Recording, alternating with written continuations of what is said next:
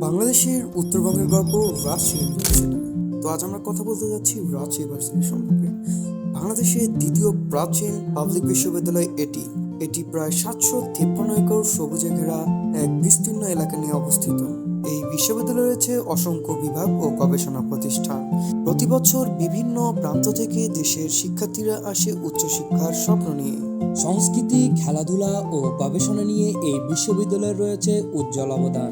ক্যাম্পাসের প্রতিটি রাস্তা, সবুজ গাছপালা, খোলা প্রান্তর, শান্ত পরিবেশ শিক্ষার্থীদের মনকে দেয় এক বিশেষ প্রশান্তি।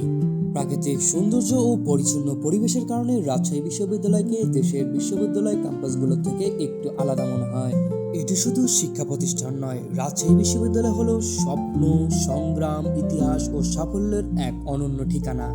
জ্ঞান চর্চা, মানবিক মূল্যবোধ ও দেশের গঠনের অঙ্গীকার নিয়ে আজও এগিয়ে চলছে এই ঐতিহ্যবাহী বিদ্যাপীঠ।